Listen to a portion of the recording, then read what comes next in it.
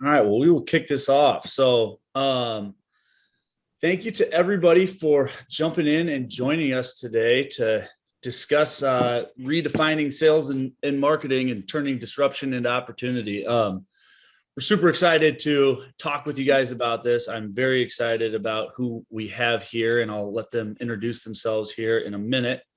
So a couple things.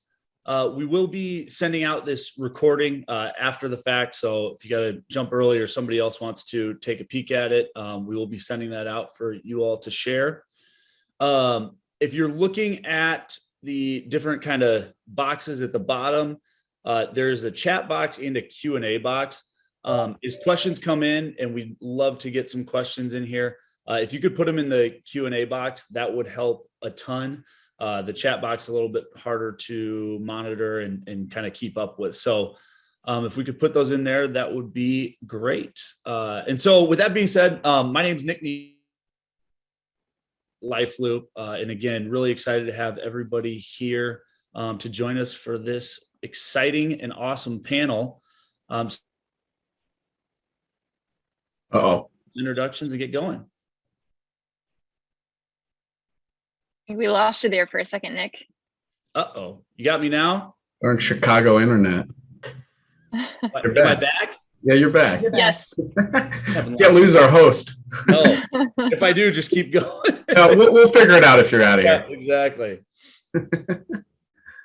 But yeah, Sarah, if you want to go ahead and kick off an intro here, that'd be great. Yeah, absolutely. Well, it's nice to meet everyone. I'm Sarah Mitchell. I'm VP of Partner Relations at Salinity Marketing. We are a full service digital marketing and PR agency based out of Knoxville, Tennessee. Go Vols. But we serve PR and marketing services to clients in the senior living and healthcare space only. So we're dedicated to this industry and love what I do. So happy to be here. Awesome. And William? Yes, my name is William Swearingen. I am Senior Vice President of Sales, Marketing, and Entertainment Programming for Spectrum Retirement Communities. We're based in Denver, Colorado, and we operate in 11 states with independent living, assisted living, and memory care. Wonderful. And the best dressed man on the panel here, Thomas. Ready for my confession. Yeah, Thomas Cloutier over here at Avamere Health Services, based out of Oregon. We're in 9 different states and 29 communities, and I'm surprised I was invited back after my first performance, but I'm pumped to be here. We are pumped to have you. You're always welcome. Well, not always, but sometimes. And Kara. Hey everybody, it's awesome to be here. It's crazy that we're like going 2 years in right now with crazy COVID stuff. I'm the VP of Marketing and New Development for Phoenix Senior Living. We are actually not in Phoenix, Arizona. We're out of Roswell, Georgia. So right near Atlanta, go Braves. We are a Southeastern owner operator. We currently have 62 operating communities with several in the dirt being built and then several in development. So super excited to be here with you guys today. Awesome. Very excited to have you. So I mean, again, really thankful for you all jumping on here and excited for the discussion that we're about to have. So, Kara, as you just alluded to, 2 years into all of this, and we're still talking about, ways that we can improve, enhance how we kind of deal with what is going on in our industry and across the world.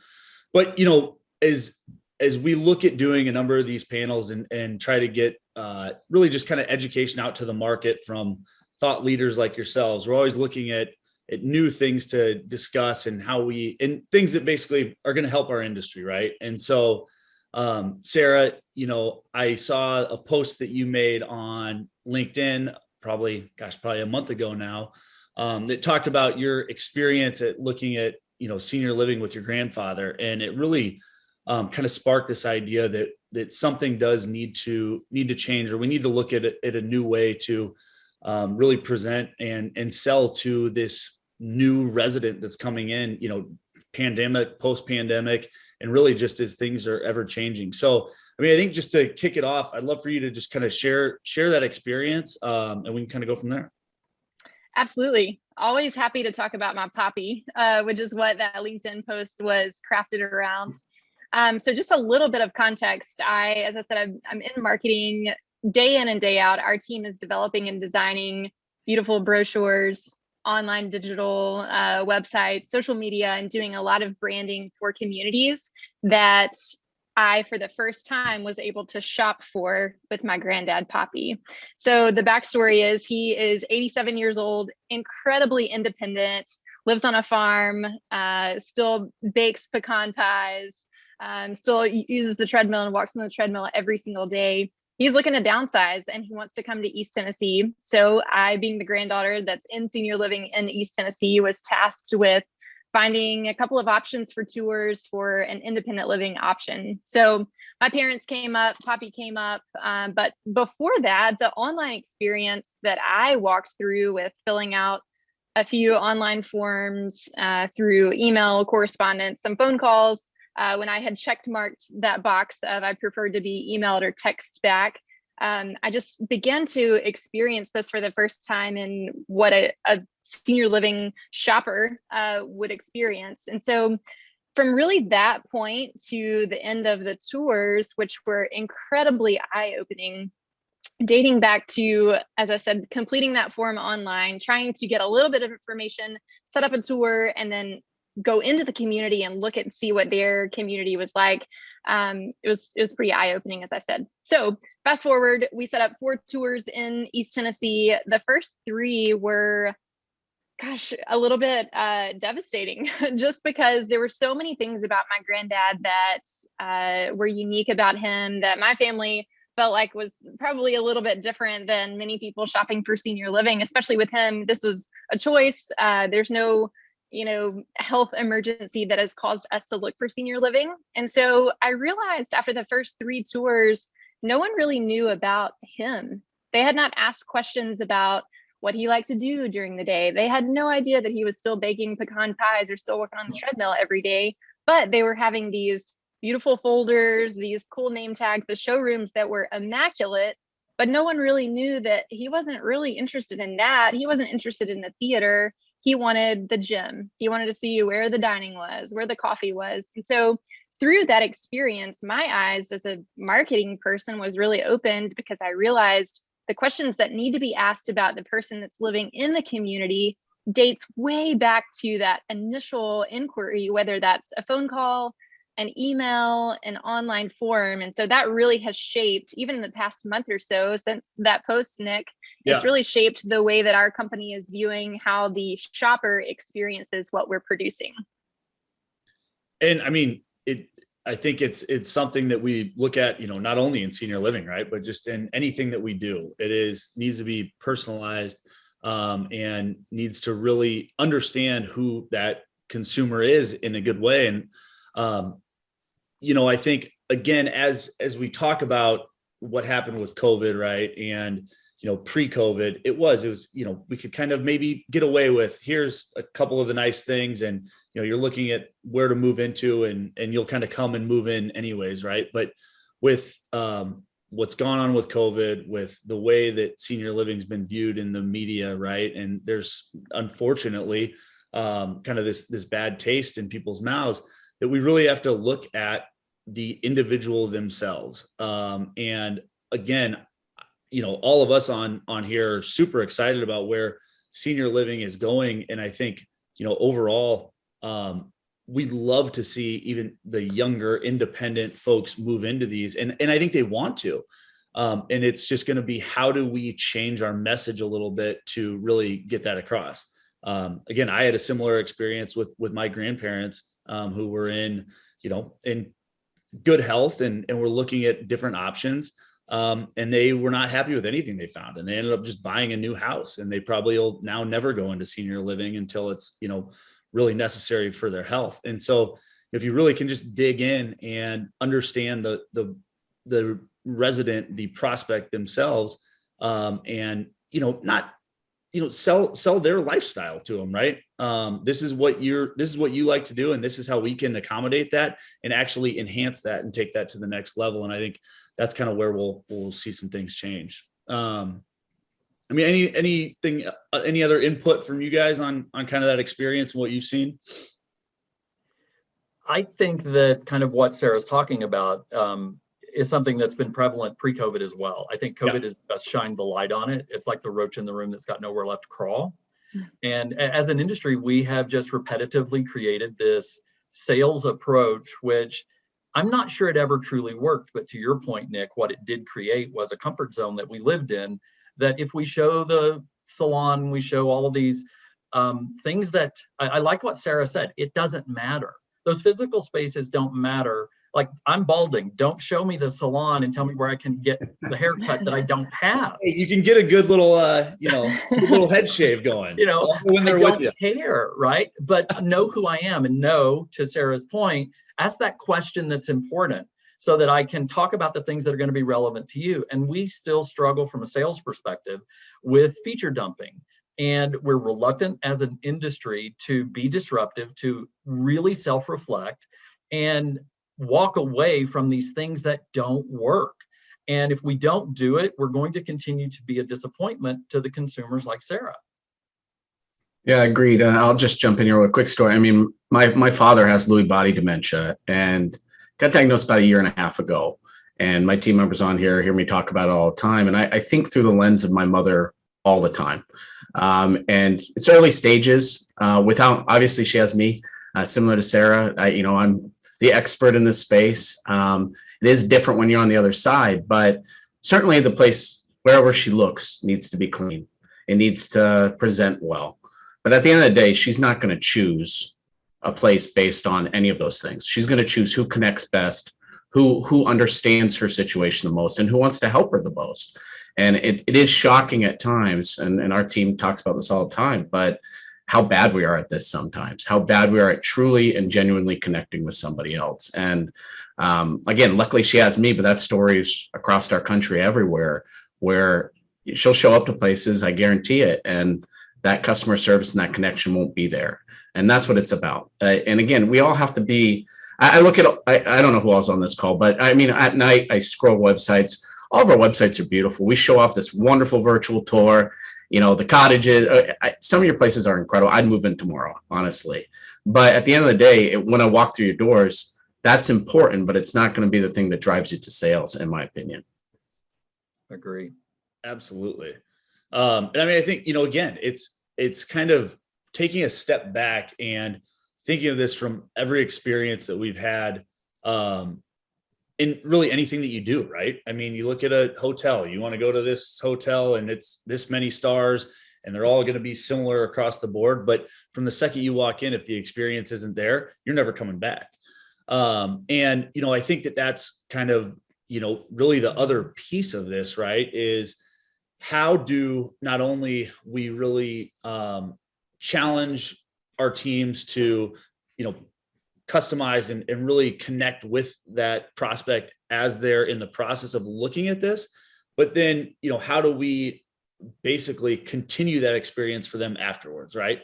The worst thing we can do is slow this down, say, hey, I had this great experience, connected great with this salesperson at this point, and then I moved in and that was all gone, right? It was, here's my activities here, there, whatnot. And, William, I think with your kind of overseeing, the sales, marketing, as well as the experience, you have a really cool viewpoint on how these things all need to be connected. We really need to make sure that there is this symbiotic relationship across the board. And it shouldn't just, be segmented and start and stop with sales and marketing. So I'd love to hear kind of your thoughts on that and the best ways to approach those things. Yeah, I think it's a really interesting dynamic that at Spectrum we were reflecting on before COVID and trying to figure out, why does the customer journey, first of all, we've already identified it's flawed in the sales process, but then what happens to that consumer's journey once they did choose us? I think as an industry, we are struggling to also take the rose-colored glasses off as it relates to that and really evaluate whether that is connected on the other side, because sales can only do so much to bring in the new business, and the retention element has to be there for the existing residents as well. And the two are not as different as we sometimes think. And we made the decision to look at the various departments. I'm not a care expert, not a clinician. That did not make sense. but the partnership with care needed to be redefined, because if care isn't delivering on the product, then it does impact how we're selling, what we're selling. I do believe that most salespeople have to have confidence in those variables and in the elements that we deliver. And if they don't, they will compensate in ways that hurt the sales process. And I don't believe it's intentional, but it happens. And so we looked at entertainment and programming was the most logical, because all of the other elements, every organization's got those definitive components where, you know, we make adjustments to food and beverage, we make adjustments to care, but in the end, they're not as different. And they are the areas where you can't really segment and define. And what we discovered was the experience, the thing that would tell me that Sarah's dad still makes pecan pies, that he loves the Lady Vols, those live in the entertainment and programming sector. And we still are playing bingo. We still are making these assumptions about what the elderly human that we have defined in a certain set of parameters is looking for once they choose us. And if we're not delivering on the backside, we're failing miserably. It has to be a life experience that continues. We have to acknowledge that person before me, regardless of age, is simply a reflection of me. Mm-hmm. And if I look at it that way in the sales process, what are the things? I'm a Madonna freak. I love pink. I'm not too far from this. I'm 58, so I'm 10 to 15 years down the road. I do not want to hear Bing Crosby when I come into the community. And the reality is our existing resident population, that was their parents. That's not who they are right now. And we are still repeating the same things that we've been doing for 30, 40 years in senior living. And we have to change. Well, and so, you know, I think to that, and kind of seeing some stuff come through in here, talk a little bit, you know, whoever, I'll direct this just at everybody, about, you know, how this can also be modeled, you know, into memory care, into AL. You know, it's not just an independent living thing. Correct. You know, even looking at it skilled, right? How do we, a lot of those factors don't change. And I'd love to just hear a little bit about how we're addressing that in kind of those different levels of care to really personalize that as we go too. Yeah, well, I mean, before somebody else jumps in, I would continue that on that. I like that has come up, because I think that's another thing that we as the industry from the top down have misjudged, and we've made errors in that area. COVID really identified that even the most complex care element that may be coming into our communities is looking for the answer to the question, but what else do you provide?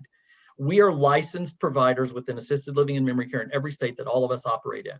We can't differentiate significantly on that element because the regulations define what we must do and what we should do. The rest of the story is where we can elevate the experience and amplify the life of that resident. And it shouldn't be restricted to the definition of their deficit, whether it's cognitive or health related. There is the capacity for greatness in every situation. It's our responsibility to find it. Love that. It goes back to the people. And it exudes with how we treat our own people. You know, when people see us not being a great employer or being a great provider, that just runs like wildfire. And people aren't going to forget how you made them feel. Right. And when they feel like you don't care, they're not going to want to deal with you. They're not going to feel like this is the best fit for them, because everybody has a choice. Exactly. Where they get to live. No, and exactly. And I mean, I think, you know, that kind of is a good segue into, you know, another piece, right? Where at the end of the day, we're all here trying to make a living, right? And there's certain things, no matter what we look at, that we have to do, right? We need folks to make this many calls, schedule this many meetings, you know, get this many in-persons and things like that. And so, you know, to Thomas, I'd say, how do you really bring to the front of this the people-driven aspect, the really getting to know people, and not necessarily moving away from the metric side of it, but how do you really bring those two together to ensure that, you know, your teams understand, hey, we need to do X, Y, and Z, but we need to do it right to really have the best impact? Yeah, I mean, metrics are important, but that's not what we should be staring at, right? And it's about prospect-centered selling for us, and we work tirelessly at it. And it's about connecting with the people that are sitting across from us or calling, but not just connection on surface level, really getting to know who they are, who they were many years ago, and learning their whole story holistically. Then we want to untangle whatever challenges are in front of them. So why did you call? There's a reason. Maybe it's as simple as I just want to find a great place to live, like Poppy, right? But it could be something more in depth, where your husband's passed or you have cancer. We deal with some pretty heavy stuff, and we need to help them and advocate and untangle those issues. And then thirdly is to advance. But I think the key to this one is advancing them on their timeline, not ours. Because if we spin them around the community and you hand them a reservation form, we will close at times, but it won't be this meaningful impact that William's talking about, where someone moves in with us and we really know them and we really understand who they are, so we can deliver, not only from a food standpoint, or for whatever matters to them, we can actually deliver it. So we work tirelessly at this on our team, which is prospect-centered selling. And it's not just discovery. It's really getting to know the person on the other end, so we can help them best at the end of the rainbow. So it's tailored. It is not one size fits all. We have a list of types of questions, but at the end of the day, I don't want robots working for me. I want real humans to understand who's sitting across from them. And it takes work. It takes work to really get good at this. But if you genuinely care and you're curious, that's the first step. And when we're interviewing for people, that's what we're looking for is, do you really care about the person sitting across from you? And it's hard to find. But when we do, we see great success. And truly, I'll say this, we've seen great success regardless of if we're in stop placement, regardless of if we're up against any obstacle. Our best that do this the best way have seen consistent results. But it's come from a lot of really getting to know humans and trying to help them. And so that's what we work on over here, and we've seen success with. Yeah, I would go, Kara. No, go. You mentioned the reservation form, and we do not allow people to hand a form to somebody when they Thank come God. in. Because you think about it, when you walk in, they're scared most of the time. They're nervous. They don't know what they're doing, and then they just know it's really expensive. And we're gonna hand them a form that says, "Here, fill out your information." That's the most impersonal thing we can do. Even if your concierge, if it's 4:00 on a Sunday and there's really no salesperson there, the concierge can write down that information, asking those questions and it doesn't need to be, an interrogation, a conversation, because we always relate it to, it's like going to spend $60,000-$70,000 a year and you're going to have me fill out a form. Yeah. It's just insulting. And it's to your point, Kara, it's bring the humanness through your lens, whether it's the concierge or whomever it might be. We're not asking you to be the sales professional, and absolutely, I'm so anti-form, it's offensive. Yeah. But I also think that there's an element in the sales process that I remember coming up through the ranks and being taught all of these processes that I inherently railed against coming up through my career, until I reached a point where I could start to squash those things and push them out of what we train salespeople to do. And I think sympathy and empathy are two things that negatively impact the sales process, because many salespeople will get trapped in that sympathy component. And there's an element where it's necessary, but we need to move beyond that so that the resident can find all of the possibilities that are good and great on the other side of that. Yes, it's a difficult challenge and we're here because of certain circumstances, but there can be more. And the empathy has to live in the positive and not so much in the negative. I'm so sorry this is happening to you doesn't help me. When I was battling cancer, that drove me nuts when people said, "I'm so sorry you have cancer." Well, hell, so am I. Yeah. But I need something more positive to lift me up and to help me through this process. And I have found that we are better served when we live in that lane, when we can transition that to a more positive message, even in a difficult situation. Totally echo that, William. And that was part of my experience, even with Poppy, when the sales and marketing directors that were taking us on this grand tour, they didn't really know that there was no health event that happened for us to land here. It's totally a choice, and we're excited about it. We are discovering what the opportunities are. So that was a really important key for my family, or it would have been if we had experienced a positive twist to those questions and comments.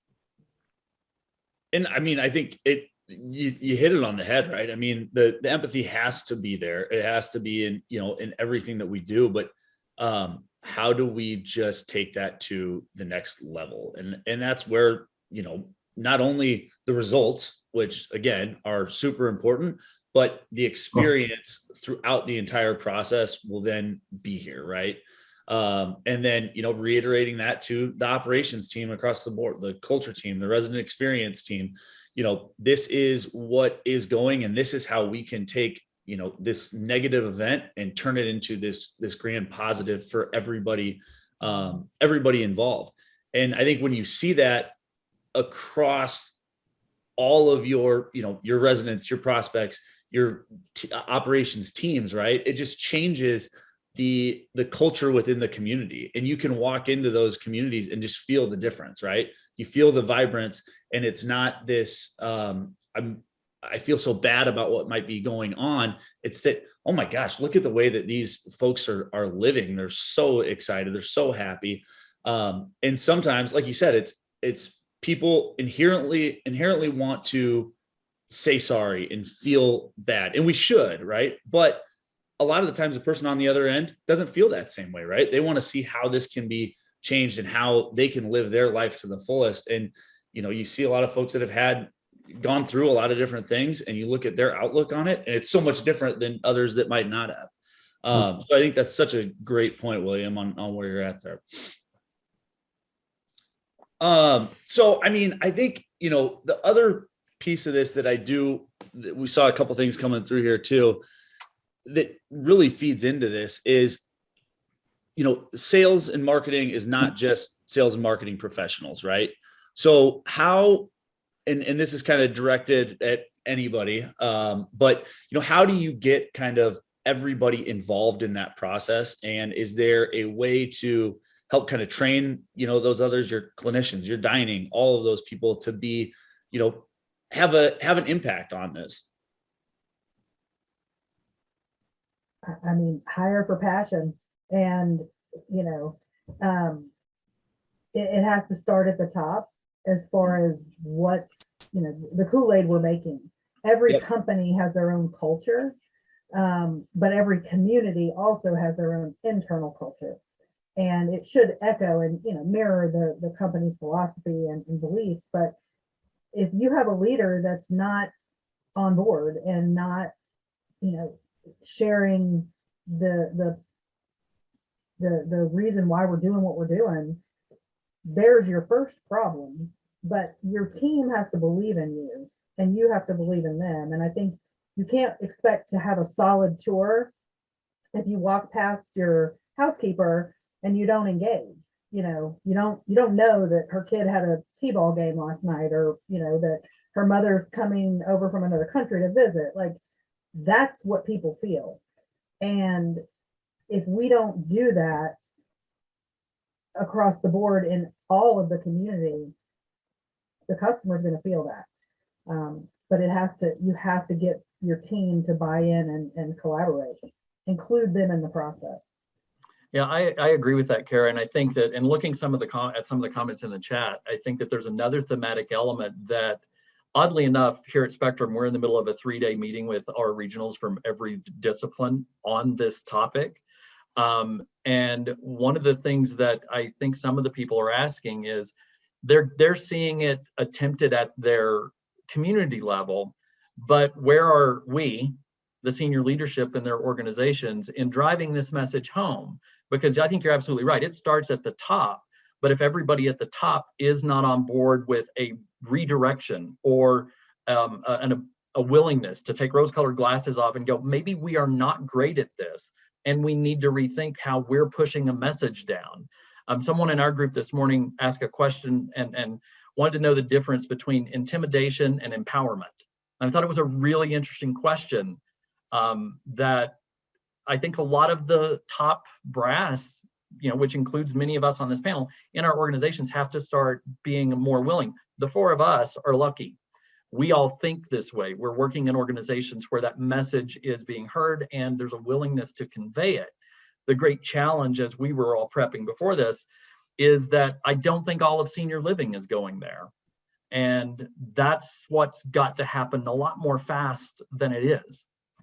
Yeah, agreed. And Nick, just dancing back to your original question, nothing makes me cringe more when I visit communities and I go to stand up and they look over to our sales director and they said, "What do you have going on?" And they say, "Well, I got to move in on Tuesday and, we got an assessment on Friday." It's nails on a chalkboard for me. It's a pet peeve because there's a human behind the other side of this, right? And really the best communities that we have, and I would be lying if I said it was widespread across all of our communities, but what I would like to see is be involved in the process, really know who that human is. And if you bring our best sales directors, bring the story behind who they are, what it's all about, and how they all can be a part of this. And what's their favorite dish? Get the chef involved. I mean, it sounds so simple, but we all get so caught up in what our focus is. And I love going to stand up. I find it to be a fascinating realm to learn a lot because most of us do it. It's seen, I won't say everybody does it, but most people do. And when I stand there and it's just really transactional in the conversation, then that means we're truly not all about the prospect. We're not all about the person that's moving in with us. And I think that's a culture it starts with the executive director. It certainly starts with us bringing that down, but it has to be fostered at the community level and people have to believe in it and truly want to know who's walking through those doors. How do I best get to know them so we can best make their experience wonderful? And it sounds so darn easy, but it's not. And that's at least my experience with it. It sounds easy, but it's hard to implement widespread. And I hope our communities can certainly get to that point. Well, and it's again, there are people are working more now than ever, right? Also, so you're looking at how I'm the chef, right? I have all of this to do. I might be short-staffed, all of these things, and I might not have time to figure this out or talk with the prospects because I have 150 residents that I'm cooking for every day. And I think, like you said, it's getting this entire team mentality around this, right? Yeah. And the more that we can build, and again, this goes to everything. This is not just a senior living thing, right? It's the more that people are connected and understand, the greater what that next level looks like. I think the better this all becomes. And it, like you said, what William said, the empowerment piece of it is something that is very hard to do, right? From a leadership standpoint, how do you empower those to, take a leap, to do something a little bit different? And, people operate scared a lot of the times. And I think we got to give them, a little bit more width to work, and say, hey, do something outside of the box today.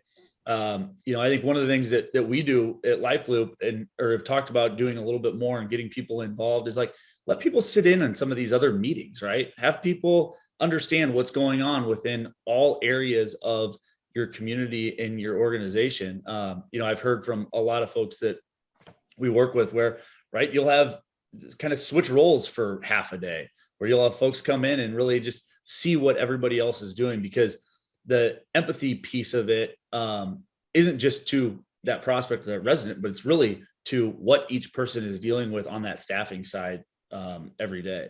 And how do we get to know them, and how do we, understand what's happening can just change, again, the vibrancy of a community in and of itself. Yeah. And just another comment to throw out there real quick. There's never been more financial pressure, right? I mean, our partners, it's not a great experience. It's miserable. Everybody wants to get back to where we are. The way back, in my opinion, the world of Thomas, is through culture. It's through ingraining these cultures that believe in, because we need sales. We need to look at metrics. These are all important factors to what we do. But if you really care about the person on the other end and you get this culture where everybody believes in it, the money will take care of itself. That's what I believe. And that's what I talk to anybody who will ask me about it. Take care of your people, get them engaged in the process. We'll be fine. The move-ins will come. and the move outs will stop. That's my belief, and I think we share that across the panel. I'm pretty sure, at least. But it sounds easy, but it's not easy to implement because of what you're saying, Nick, which is I've never been more busy. I have 4 staff that are down. I mean, the things I hear when I go to communities, it's hard to slow down to speed up, but I truly believe it's the way back. And, again, coming back to the title of this, right? How to turn, disruption into opportunity. This is the time that we can really, really do this. And, the more that we can get, the investors to kind of understand that and see that. And I think they are, like you said, I mean, we're seeing this transition because it's really been forced upon us, right? People aren't just moving in to move in. They need something else to get them, through that door. And we need everybody to understand that and be involved to really get the best experience possible. I think something that who is getting ready to speak? That's okay. You go ahead. No, I'll make it really quick, Kara. No, you're fine. This will not be Okay. popular, except for the people that are on there that have worked with me in the past or work with me now. I think that something that defines exactly what you just said, Nick, is the overusage of incentives within the sales process in senior living. Everybody that has worked with me knows I am anti-incentive. I don't approve them. I won't approve them because if we have the product that the client is seeking, they will buy if we have proven the value for the dollar that we are asking them to spend. Incentives undercut the confidence that the consumer has in who we are. And we did not do incentives at any point in the 2 years of COVID. We have not done it coming out. And we have had a 17% increase in occupancy. We are doing much better than many of our competitors in our markets who are throwing money at the client. You can't buy me as a consumer, but I will give you my financial resources if you are where I want to live. Yep. You understand the value of what is coming, right? You'll pay what you have to. When you diminish your team, you're like crushing their soul of, gosh, you're giving this away and I'm, busting my hump to like make it happen. One of the things that I think people have, it's super easy and it's free, is take a housekeeper or take one of your cooks on a home visit.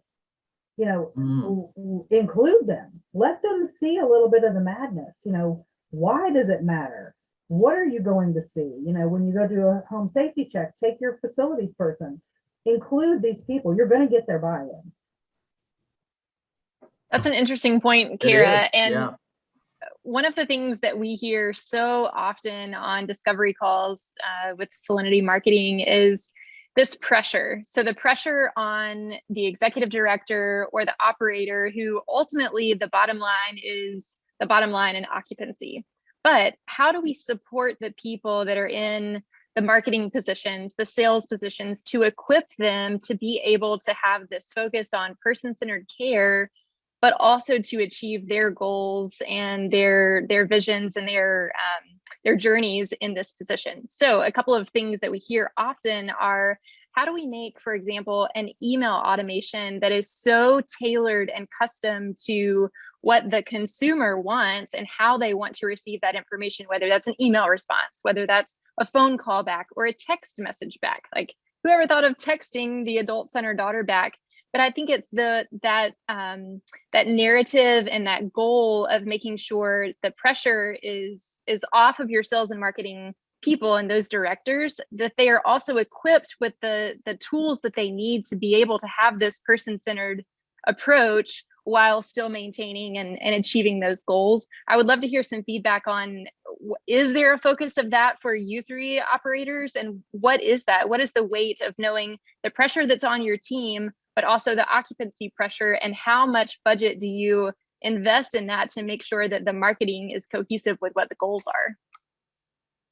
I think that that is one of the most difficult talking points, but something that I think you might be my sister from a past life, because I could not agree more with that. And I've been blessed to be in an organization that sought me out to help facilitate that, and then has leaned all the way into a rebellious attitude and an acknowledgement that how we've always done things is not the way we must continue to do things.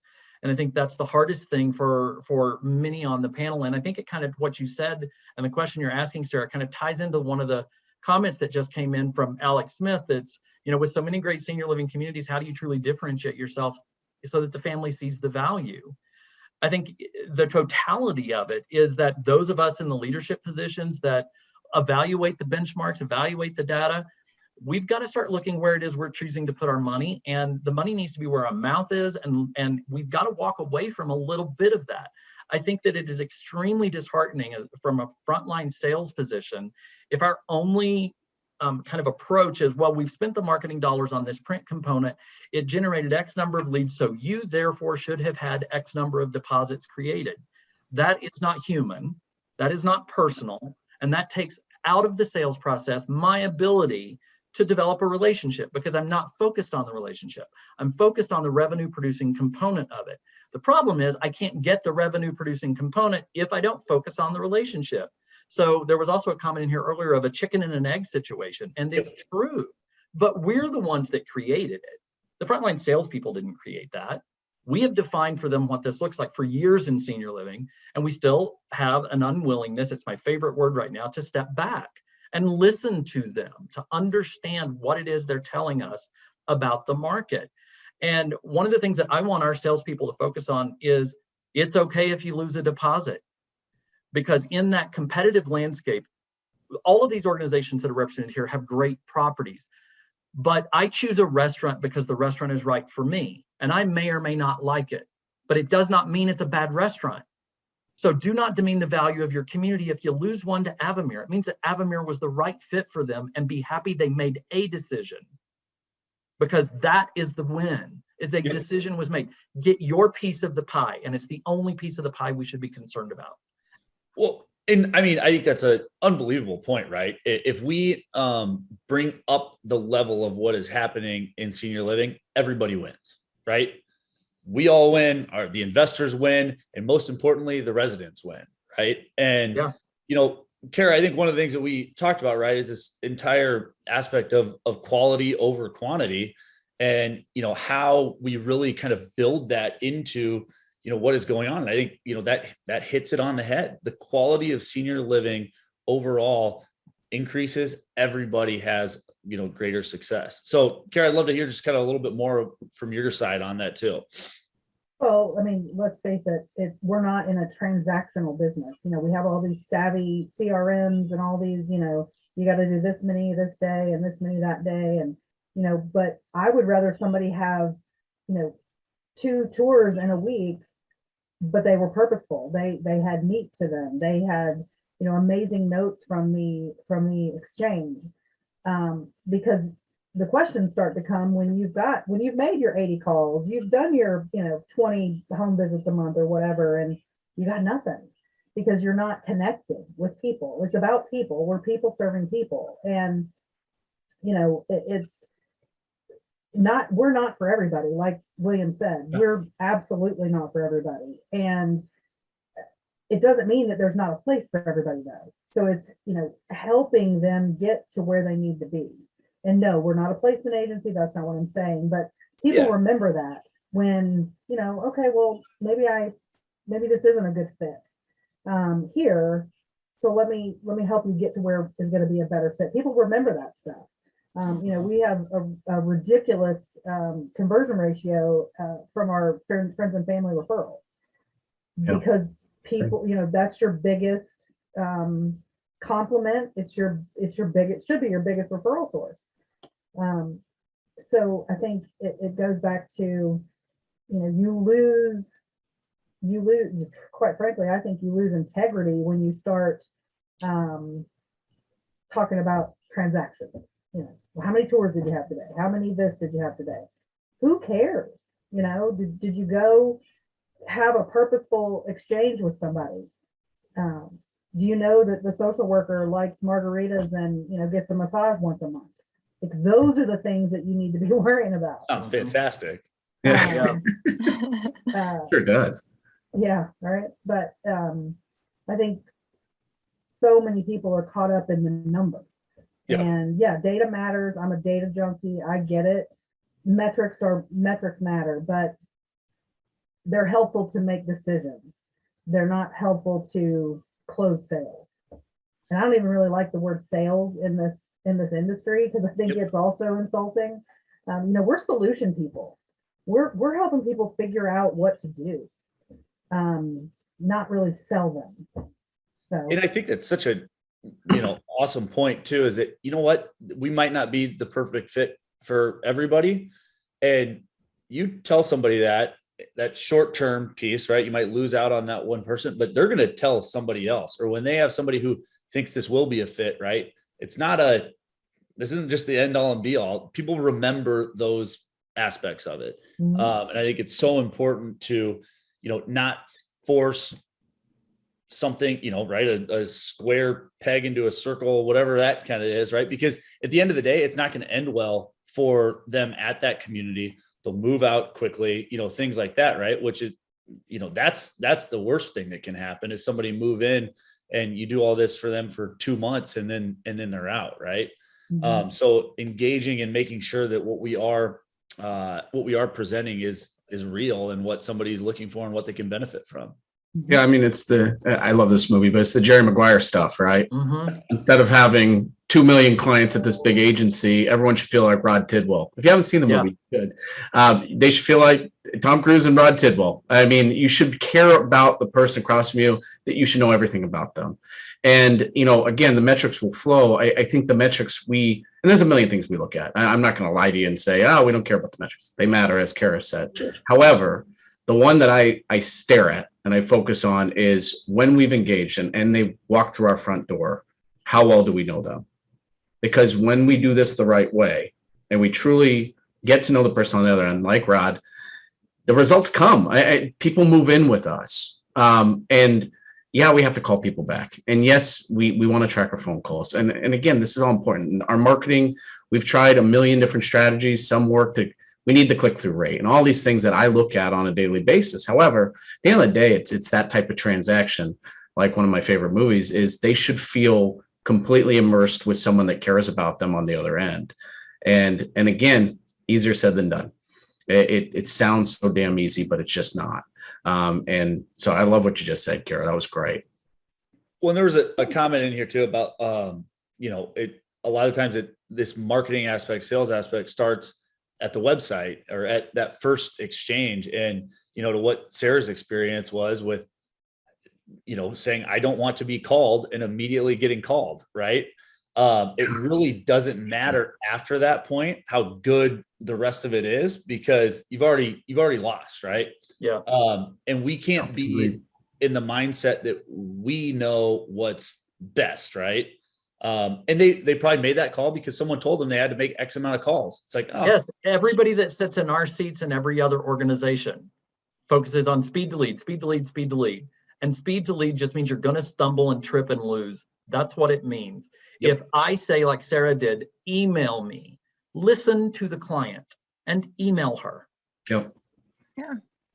and there's Slow down, nothing slow that's down gonna to speed up. I mean, it's the tension's in the details, right? I mean, I hate to go back to this, but I was stuck on a point. I had it hit my desk yesterday that one of our communities wanted to do a covered parking special where we were gonna $1,200 value over a year. And I get why they're trying to click through, they're trying to get a call to action, but I agree, similar to William, I'm not interested. I'm not interested in approving them. And I don't think our customer cares about your parking. They can either afford to live with us or they can't. At the end of the day, get to know the person on the other end. If you get to know me, I like bourbon and the Buffalo Bills. If you sent me, I have a vendor partner, and one day they sent me golf balls, and they said, use 2 of these and save 1 for when I come up. That's by getting to know me, right? And they sold me a product. And again, that it matters. It super matters. That nobody cares about your covered parking. And I promise that click-through rate's not going to go through any number that's going to really matter to us. But what I do like is when we do spend money on incentives, we do spend money when it's something that matters to the person on the other end. And it doesn't have to be $1 million expense, but it has to be something personalized that really makes you go. and matters to you. And that's when I actually do appreciate an incentive, because it'll make their lives better, which will enhance the process. So, well, and I think that you're speaking to something, Thomas, that is a language problem that we have in senior living industry wide, right? The word incentive typically means a very specific thing, which is a financial discount for move-in. And that doesn't incentivize somebody to move in. What it does is it creates a short-term decision and a reoccupancy opportunity in 3 months. That's what we saw when I came to Spectrum and I was evaluating the numbers and the data. The data showed us that everybody that had a community fee waived or was given a first and 6 month free at the end of month 6, they were moving in month 7 to the next deal. We're okay in our organization letting that client choose someone else and move along, because that doesn't bode well for our long-term stability. And it negatively impacts the culture of the community if residents just see there's this constant movement. There are people in the world that are chasing the next deal. Yeah. That's okay. They can choose someone else. Yeah, agreed. Well, and I think that part of that, the incentives, obviously super important once you get to know that person. I think even before that is that virtual front door. It's got to be really buttoned up, whether that's the Facebook page with the activities photos from the life enrichment director, or the website, the form. Did the next level of people get the form that the consumer completed on the website? And then once you get them in the doors, you have that tour, you sit down, you know if they play golf or if they like bourbon. Then you send those follow-up incentives to really get to know the people. And I think that it's 2 in 1. You've got to have that virtual front door.